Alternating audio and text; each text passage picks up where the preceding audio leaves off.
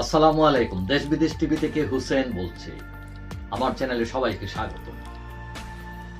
Cricket মূলত প্রথম ছিল ইংল্যান্ডের খেলা, ইউনাইটেড কিংডম, কিন্তু এটা বিস্তৃত হতে হতে এখন মোটামুটি এশিয়ার খেলা হয়ে গেছে। এশিয়ার বেশিগুলো দেশ এই খেলায় অনেক জনপ্রিয়, বিশেষ করে ভারত, বাংলাদেশ, পাকিস্তান, শ্রীলঙ্কা এইসব দেশে।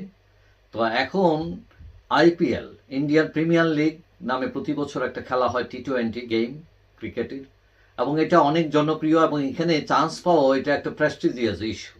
তো আমরা দেখছি এর আগে যে সাকিব আল হাসান প্রথম জয়েন করেছিলেন এবং পরবর্তীতে সেখানে আবার যোগদান করেন আমাদের নাম কি, মুস্তাফিজ। তো মুস্তাফিজও পরে যোগদান করেন। এখন এই বছর যে নিলাম হবে 24 এবং 25 নভেম্বর, সেটা হবে সৌদি আরবের জেদ্দায়। তো এই নিলামে তালিকাভুক্ত হয়েছেন অনেকেই। টোটাল নিবন্ধন করেছিলেন 1584 জন প্লেয়ার। সেখানে একটা চূড়ান্ত তালিকা করা হয়, সেই চূড়ান্ত তালিকায় আছেন 574 জন। এখন বাংলাদেশের মোট আছেন 12 জন। সেই 574 জনের মধ্যে বাংলাদেশের খেলোয়াড় হলো 12 জন। তো আর ভারতের হচ্ছে 316 জন, আর বিদেশি প্লেয়ার হলো 208 জন। এই হলো 574 জন। তো এখন এটার আবার একটা ভিত্তিমূল্য আছে, যে র্যাঙ্কিং, যে কোন প্লেয়ারের দাম কত থেকে ডাকা হবে। তো সেটা সব থেকে উপরে আছেন বাংলাদেশি প্লেয়ারদের মধ্যে মুস্তাফিজ।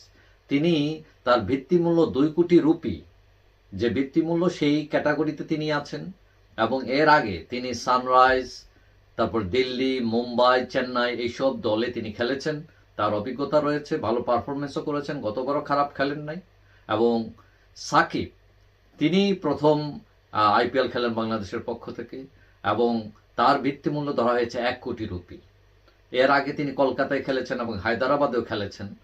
আর এছাড়া এইবার আরও যেসব প্লেয়ার সংযুক্ত হয়েছেন, তো 1 কোটি রুপি ভিত্তিমূল্যের মধ্যে আরও 2 জন আছেন সাকিবের সাথে। একজন হচ্ছেন তাসকিন আর একজন হচ্ছেন মিরাজ।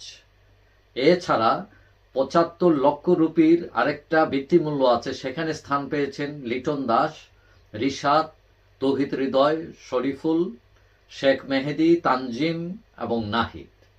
তো এখানের মধ্যে শুধু লিটন দাসই এর আগে খেলার একটা অভিজ্ঞতা আছে। তিনি শুধু কলকাতার হয়ে শুধু 1 ম্যাচ খেলেছিলেন এবং সেটাতে কোনো ভালো পারফরমেন্স করতে পারেননি তিনি।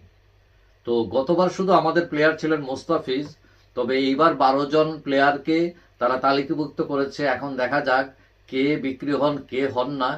তবে এইবার সাকিবের বিক্রি হওয়ার সম্ভাবনা অনেকেই কম মনে করছেন, কারণ সাকিবের পারফরমেন্স অনেকটা কমে আসছে। তবে মুস্তাফিজ মোটামুটি খেলায় চান্স পাবেন, এটা মোটামুটি ধরে নেওয়া যায়। যাই হোক, এই হলো আমাদের আইপিএলে আমাদের খেলোয়াড়দের মূল্য, কার দাম কত। তবে দেখা যাক, এটা আমরা 25 তারিখে, 24-25 তারিখের দিকে হয়তো খবর পাবো যে কে বিক্রি হলেন, কত বিক্রি হলেন। এটা হলো ভিত্তিমূল্য। এটা যাই হোক, চান্স পেলে এটা আমাদের দেশের ক্রিকেটের জন্য একটা সুসংবাদ, যে তারা ইন্টারন্যাশনাল প্ল্যাটফর্মে গিয়ে খেলতেছেন এবং ভালো পারফরমেন্স করলে আরও আনন্দের ব্যাপার। যাই হোক, সবাই ভালো থাকবেন।